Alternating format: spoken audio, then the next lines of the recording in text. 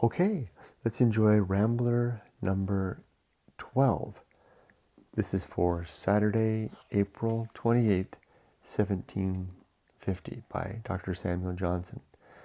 As usual, the short essays open with a bit of Latin, which I can't read, so I'll skip that.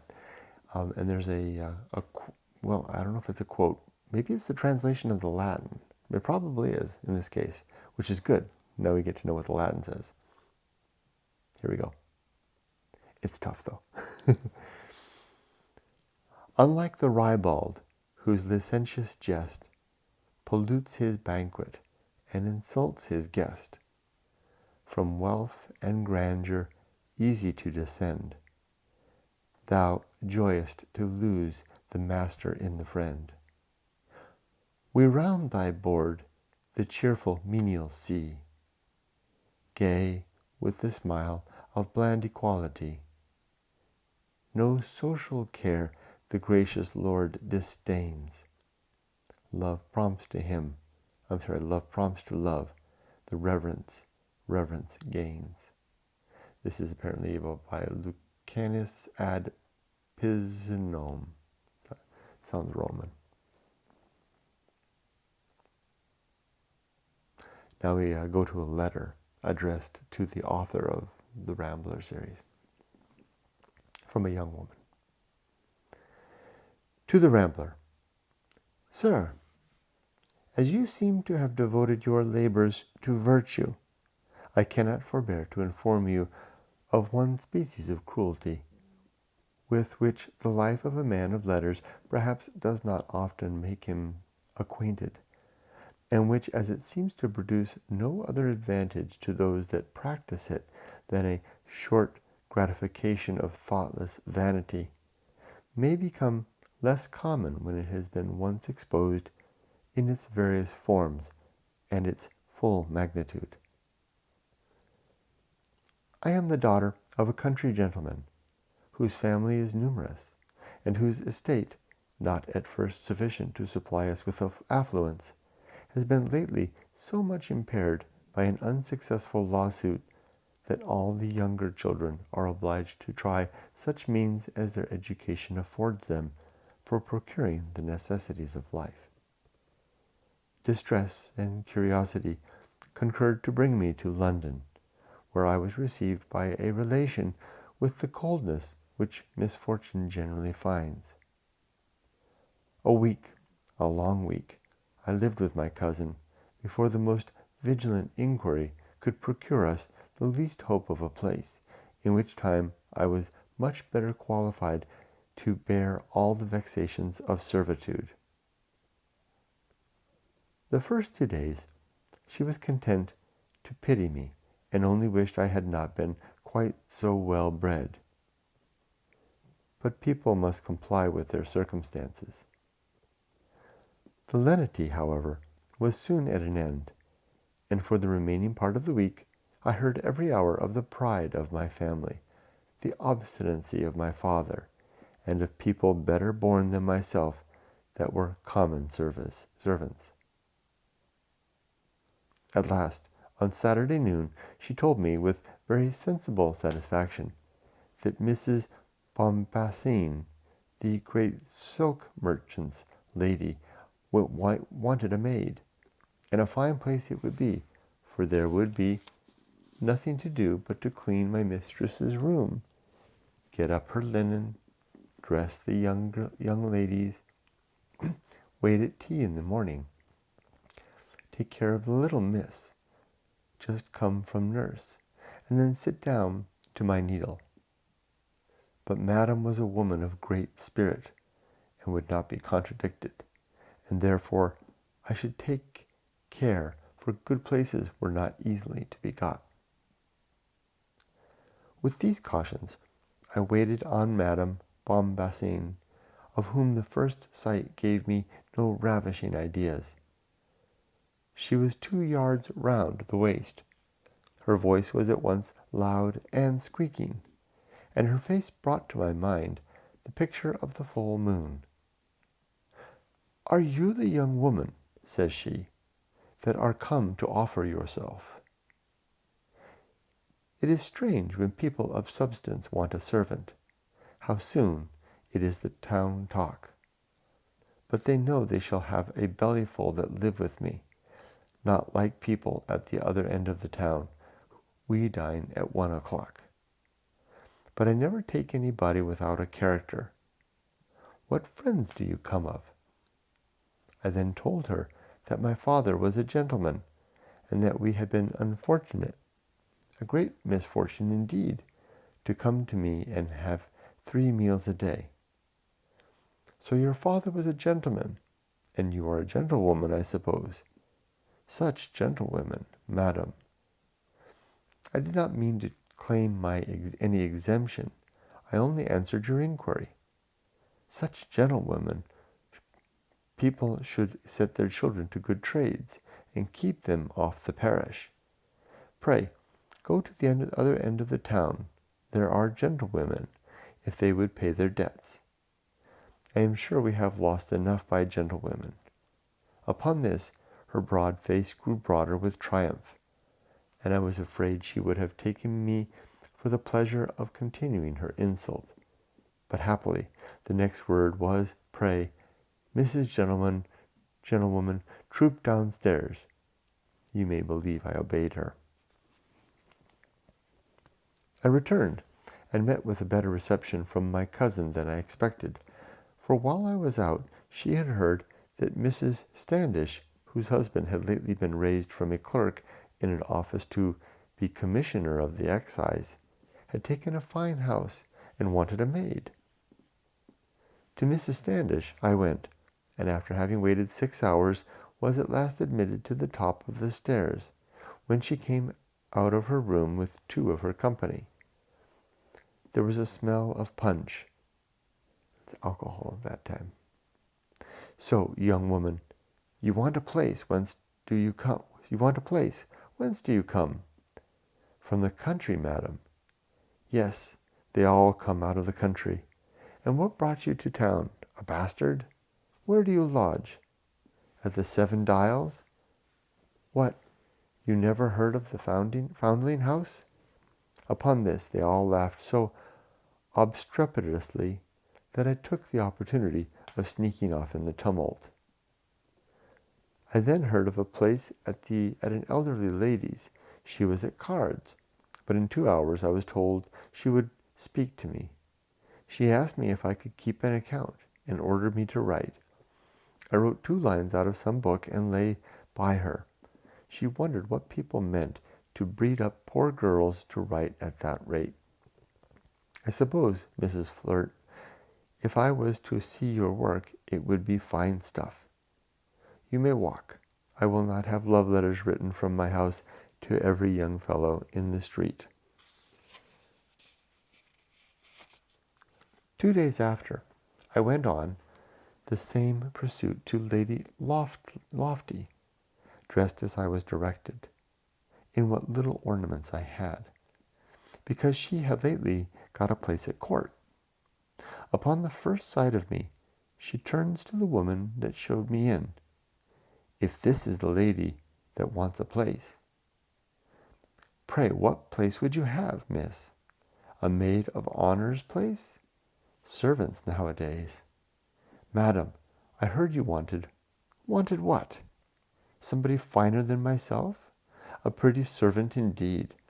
I should be afraid to speak to her. I suppose, Mrs. Mix, these fine hands cannot bear wetting.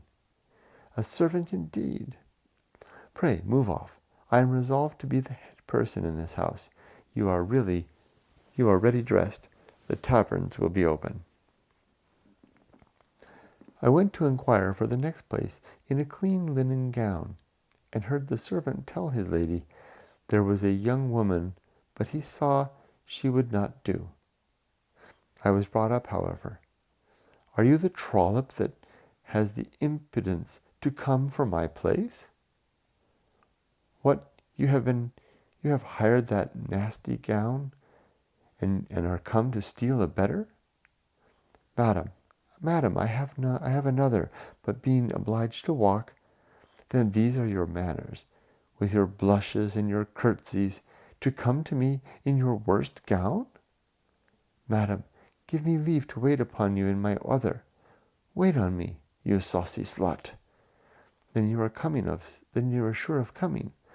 I could not let such a drab come near me. Here, you girl that came up with her, have you touched her?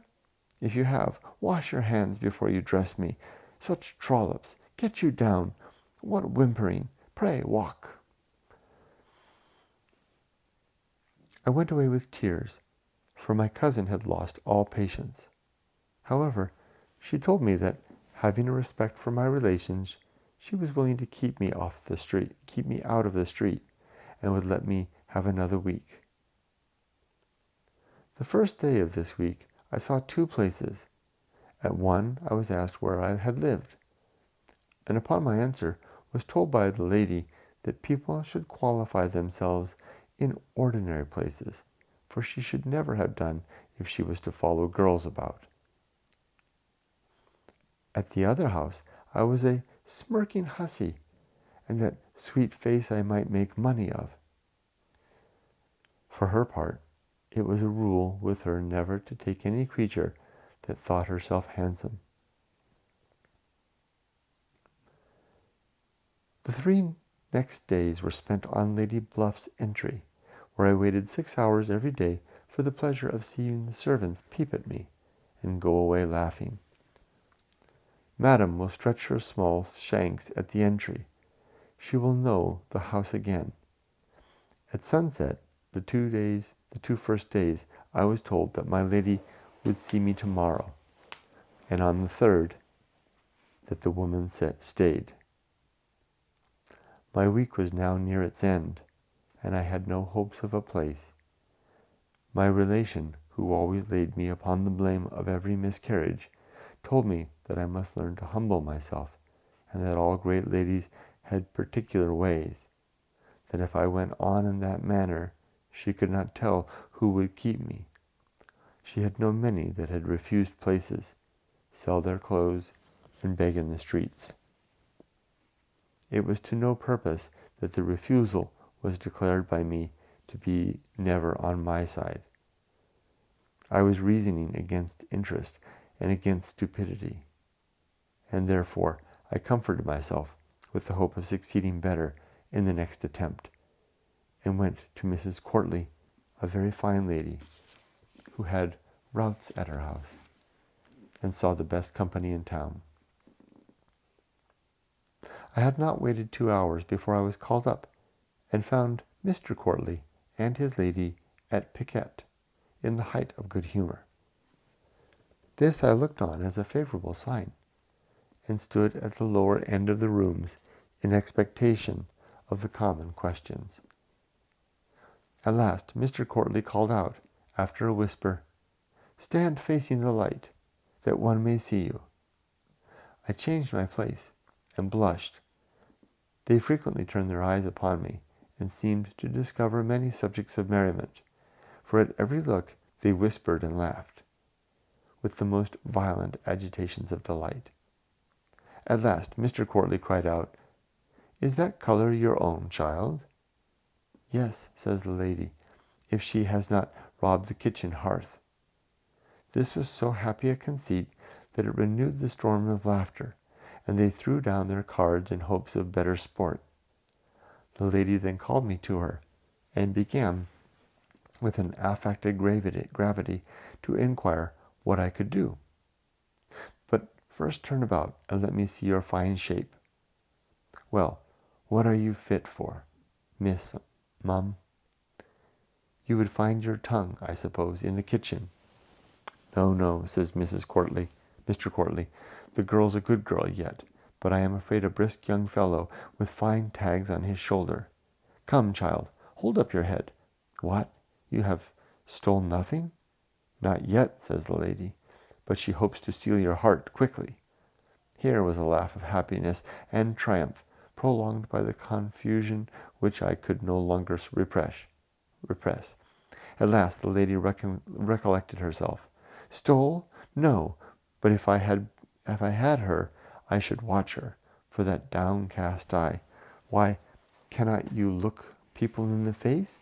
Steal, says her husband. She would steal nothing but perhaps a few ribands before they were left off her by her lady.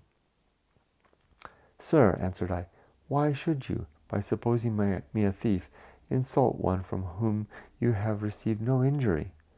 Insult, says the lady? Are you come here to be a servant, you saucy baggage, and talk of insulting? What will this world come to, if a gentleman may not jest with a servant? Well, such servants, pray be gone, and see when you have the honor to be so insulted again. Servants insulted, a fine time, insulted. Go downstairs, you slut, or the footman shall insult you. The last day of the week was now coming, and my kind cousin talked of sending me down in the wagon to preserve me from bad courses. But in the morning she came and told me that she had one trial more for me. Euphemera wanted a maid, and perhaps I might do for her, for, like me, she must fall her crest from being forced to lay down her chariot upon the loss of half her fortune by bad securities. And with her way of giving her money to everybody that pretended to want it, she could have little beforehand. Therefore, I might serve her, for, with all her fine sense, she must not pretend to be nice. I went immediately and met at the door a young gentlewoman, who told me she had herself been hired that morning, but that she was ordered to bring any that offered upstairs. I was accordingly introduced to Euphemia, who, when I came in, laid down her book and told me that she sent for me, not to gratify an idle curiosity, but lest my disappointment might be made still more grating by incivility, that she was in pain to deny anything, much more what was no favor, that she saw nothing in my appearance which did not make her wish for my company, but that another, whose claims might perhaps be equal, had come before me. The thought of being so near to such a place and missing it brought tears into my eyes, and my sobs hindered me from returning my acknowledgments. She rose up confused, and supposing by my concern that I was distressed, placed me by her, and made me tell her my story, which when she had heard, she put 2 guineas in my hand, offering me to lodge near her, and make use of her table till she could provide for me. I am now under her protection, and know not how to show my gratitude better than by giving this account to the Rambler. Signed, Zosima.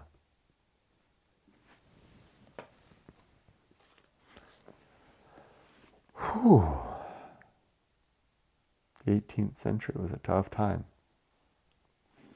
especially so to be a woman down in your fortunes. Quite a story.